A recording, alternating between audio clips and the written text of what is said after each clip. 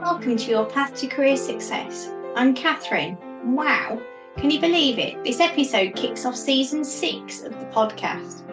I'm so excited to be here with you today, and I want to thank you for being part of this journey.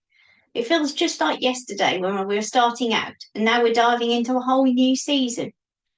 In today's episode, we're tackling something that's crucial for anyone in a leadership role or working closely with a team: handling conflict and having difficult conversations.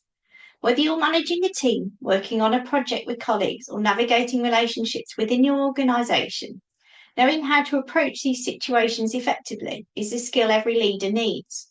But before we jump in, I invite you to grab your favourite beverage, find a comfy spot, grab a notebook, or just sit back and relax. Let's dive into 10 tips for handling conflict and difficult conversations, with strategies that lead to open, honest communication, even with the most challenging team members. Let's get started. Tip 1. Stay calm and centred. First off, stay calm. Easier said than done, right? When a difficult conversation is on the horizon, emotions can get high, especially if there's tension. The key here is to breathe and stay grounded. If you're feeling triggered, it's okay to take a pause. You'll do much better if you remain calm, because emotions, whether yours or theirs, can cloud judgment. And when we're emotionally charged, we often say things we don't mean.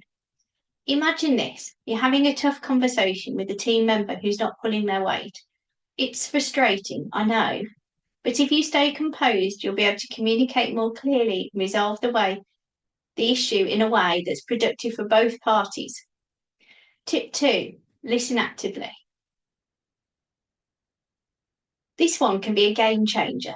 When things start to get heated, it's easy to jump in and defend your point of view. But actively listening to the other person will not only give you more insight into their perspective, but it also helps the other person feel heard and valued. Try saying something like, "I hear you're frustrated with the current workload. Can you explain a bit more about what's going on from your side?" This shows you're open to understanding and not just coming from your own position. Tip 3. Using I statements, not you statements. It's so easy to fall into the trap of saying, "you always," or "you never." That's the kind of language that leads to defensiveness. Instead, try something like, "I'm feeling concerned about how the project is progressing," or "I notice we're having some challenges meeting deadlines." This shifts the conversation from blame to expressing your own feelings and observations, which helps to open up more constructive dialogue. Tip 4. Be specific and focus on behaviours, not personality. Be specific about the issue and focus on behaviours, not personalities. When you're addressing a concern, talk about the actions, not the person's character. Instead of saying, "you're lazy," say, "I noticed that the last few deadlines were missed and I'd like to understand what happened." It's important to frame the conversation around behaviours that can be changed, rather than attacking the person's character, which will only put them on the defensive. Tip 5. Stay solution focused. The point of having a difficult conversation isn't to dwell on the problem, but to find a way forward. Ask questions like, "how can we work together to resolve this?" Or "what support do you need to make this better?" This encourages collaboration and shows that you're focused on solving the issue together, rather than just highlighting the problem. Tip 6. Avoid public confrontation. Nobody likes to be called out in front of others, and it can make the situation far, far worse. When addressing a conflict, it's always better to do it privately. This allows both of you to express yourselves openly without the fear of judgment or escalation. Tip 7. Manage expectations with clear communication. Setting clear expectations from the get-go and revisiting them as needed can prevent a lot of conflicts down the road. If there's ambiguity in what's expected of a team member, that's where tensions can arise. Make sure that when you set expectations, they're understood and achievable. Tip 8. Practice empathy. Try to put yourself in the other person's shoes. If they're struggling with something, maybe it's not about you or the team. It could be something in their personal life or a lack of resources.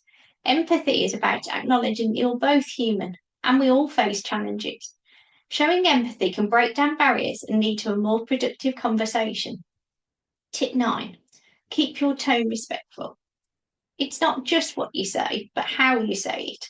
When emotions are involved, it's easy for the tone to shift, But remember, you're aiming for a respectful conversation. Avoid sarcasm, raising your voice, or dismissing the other person's feelings.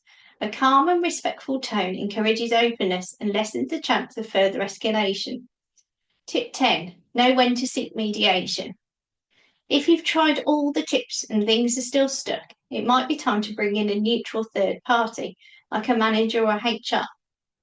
Sometimes having an impartial person in the room can help resolve conflict and offer a fresh perspective. Don't be afraid to ask for help if it's needed. So there you have it, folks. 10 tips for handling conflict and difficult conversations in a way that leads to better communication and stronger relationships with your team members. Remember, conflict is inevitable, but how you handle it can make all the difference in your leadership journey. Before we wrap up, I'd love to hear how you managed conversations. What's worked for you? Feel free to share your thoughts on social media or reach out directly to me. If this episode lit a fire within you, hit that subscribe button, share the love with a review, and spread the wisdom with your friends and co-workers.